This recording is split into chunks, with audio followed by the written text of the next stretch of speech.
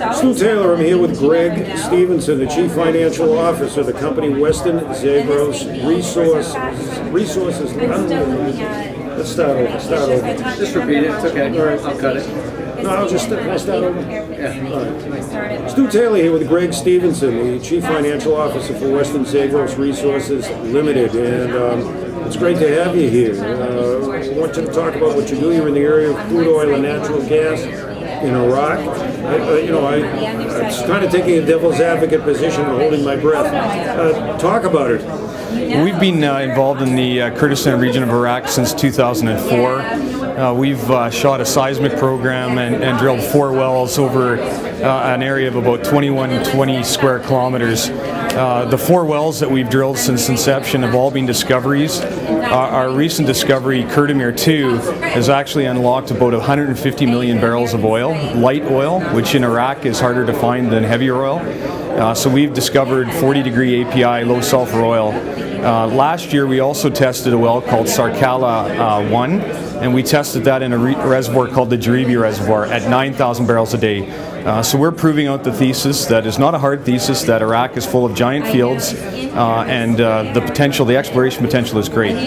Full of giant fields, and I'm not casting a dark light on this, but I have to be objective and fair in this interview, saying that when you look at infrastructure, you look at the political situation, you look at access to the sites, you look about equipment. I'll have you tell me, on those counts, no problem getting equipment. What about getting work, helpers? But I mean, you're in a really tough political area where you're kind of prone to problems. I know it's near the Kurdistan area, but there's always instability anywhere in the Middle East. I think you've seen it. I mean, we were a trailblazer, so when we first went in there, access to equipment was much more difficult. But there's now over 48 companies operating in the Kurdistan region, the largest of which is ExxonMobil, the smallest of which is probably us. You also have companies such as Reliance, you have companies such as Talisman Energy, a large Canadian-based, you have companies such as Hess and Hunt out of the U.S., Marathon and Murphy out of the U.S. So you're starting to see what I would say the majors come and the large independents come. The service companies that are there and available include Weatherford, Schlumberger. So you're starting to see the major service companies come. So the access to that is actually quite easy. In terms of infrastructure, we currently produce 5,000 barrels a day. We are trucking that into a local market. Trucking in Iraq is quite commonplace. There's another operator just up the road from us trucking 80,000 barrels a day of oil. So, and pipelines are not an access. Pipelines from our block to where the major pipelines are only about 200 kilometers away, and those pipelines are 1.6 million barrels a day of access. So what's left is really the political process to be resolved. And we saw a movement forward in 2011 with the Iraq central government agreeing with the Kurdistan regional government to start exports out of the Kurdistan region. We saw roughly 100,000 barrels a day exported out of the Kurdistan region last year.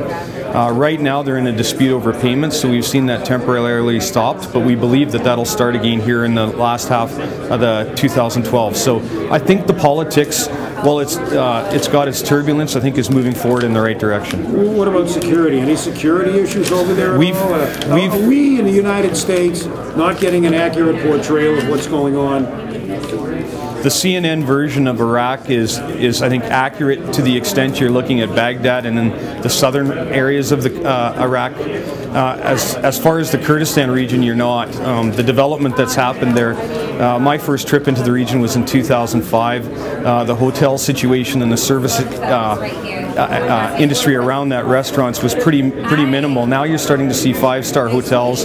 You're starting to have the capital, which is Erbil, called Little Dubai. You're starting to see major investment in terms of that.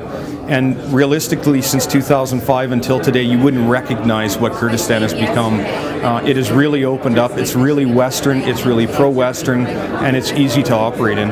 What's your potential, not only in terms of production capabilities, but expansion capabilities? Well, currently, as I said, we produce 5,000 barrels a day. The next 2 wells that we'll drill have the potential to add probably about 10,000 barrels a day each. We'll drill those in early 2013 and could have them in production in the back half of that year. Ultimately, we think by 2014 we could be around 50,000 barrels a day, and we could have unlocked potentially 1 billion barrels of reserves. So the potential is great. You're in the TSX venture.